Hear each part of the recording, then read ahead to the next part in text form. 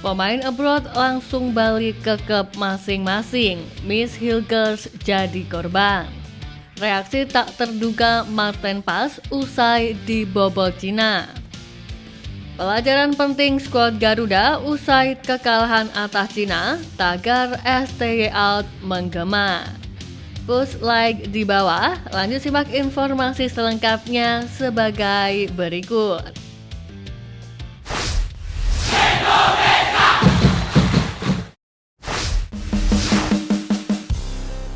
Efek kekalahan atas Cina, tagar STY out menggema. Usai timnas Indonesia kalah dari Cina dalam ajang kualifikasi Piala Dunia 2026 zona Asia, penggemar sepak bola tanah air menyampaikan kekecewaan. Buntut kekecewaan ini muncul seruan melalui tagar STY out agar Coach Shin Tae-yong mundur dari jabatannya. Hingga pagi ini, Rabu 16 Oktober, tagar STY out sudah mendapatkan lebih dari 5.000 cuitan di laman X. Beberapa netizen menilai bahwa pemilihan pemain yang dilakukan oleh Shin Tae-yong cukup membahayakan posisi Indonesia yang sedang berusaha merebut tiket menuju Piala Dunia. Bayangin, lu punya pemain sekelas Prof Tom Hai, Miss Hilgers, JIZS, Paes, tapi nggak bisa maksimalin dan malah eksperimen gak jelas. STY wajib tanggung jawab dan evaluasi, cek ombak sebelum STY out. Tulis salah satu netizen. Selain itu, sejumlah nama pemain timnas Indonesia pun juga menanjak di kolom trending laman X. Beberapa netizen menyampaikan kekesalan karena pemain-pemain ini dirasa tidak bermain dengan baik di laga tersebut. Sebagai pelatih kepala, Shin Tae-yong juga mengaku tak menyangka dengan taktik yang diterapkan oleh skuad Cina. Pelatih asal Korea Selatan itu mengatakan bahwa pemain Cina terapkan taktik klasik yakni bola-bola panjang. Kontrak Shin Tae-yong sendiri secara resmi diperpanjang hingga 2027. Sementara peluang timnas Indonesia untuk melaju ke Piala Dunia 2026 masih cukup terbuka. Evaluasi menjadi barang pasti yang harus dilakukan, namun tagar STY out menjadi sebuah reaksi yang sepertinya terlalu dini. Pemain timnas Indonesia sepertinya lebih butuh pendukung untuk percaya terhadap setiap proses dan progres yang mereka upayakan. Semangat Garuda, bravo timnas Indonesia!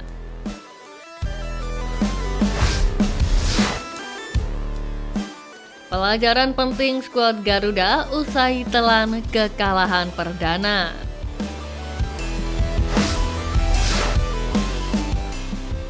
Perbaiki transisi dan disiplin.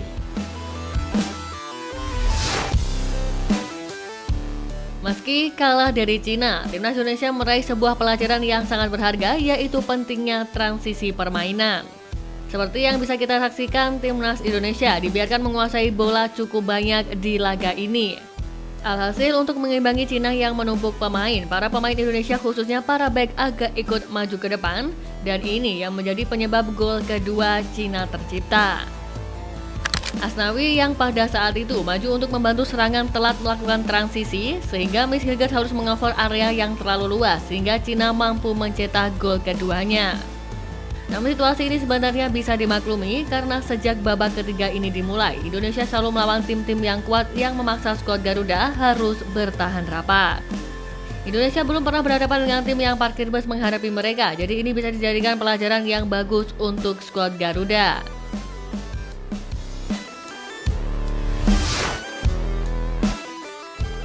Efektivitas, runtuhkan tembok Cina.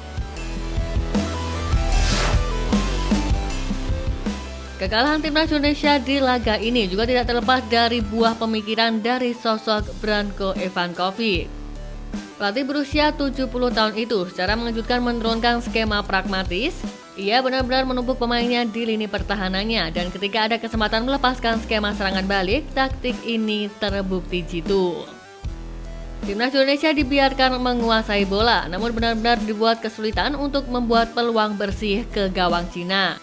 Sementara Cina sekali melakukan serangan balik, para pemain Indonesia langsung ketar-ketir. Hal ini pun diakui oleh Shin cukup mengejutkannya. Tentu ini menjadi pelajaran berharga bagi timnas Indonesia untuk pertandingan ke depannya.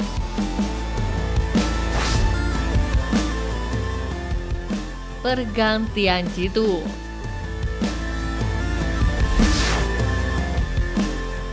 Dalam mengawal perjuangan timnas Indonesia melawan Cina, Sintayong juga membuat keputusan cepat. Di jeda pertandingan, ia memasukkan Tom Hai, Marcelino Ferdinand, dan juga Rizky Ridho. Pergantian pemain Sintayong ini tergolong cukup jitu. Masuknya Hai membuat permainan Indonesia menjadi lebih cair dan lebih tenang, terutama ia berhasil mencetak gol di laga ini.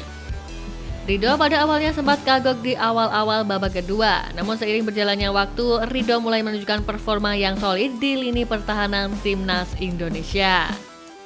Satu lagi pergantian jitu yang dibuat Sintayong di laga ini adalah dengan memasukkan Pratama Arhan di akhir laga.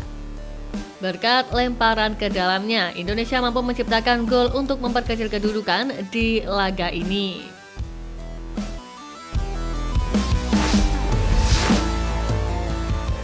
Pemain abroad langsung balik ke klub masing-masing, Miss Hilgers jadi korban.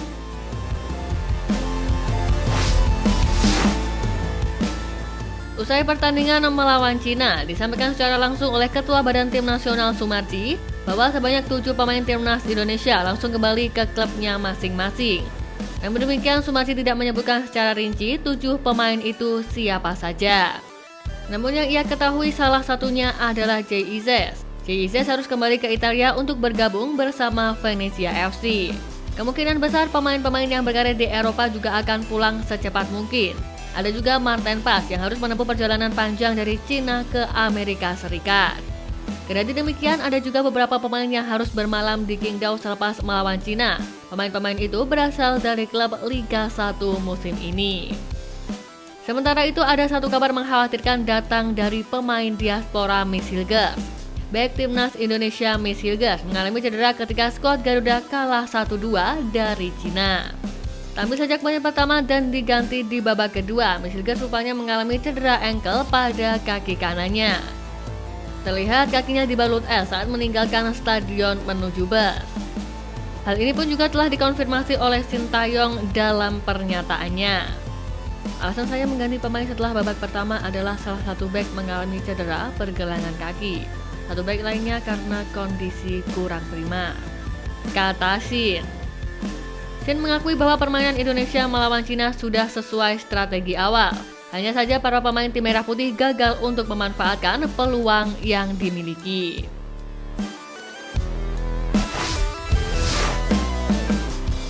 Reaksi tak terduga Marten Pas usai dibobol Cina.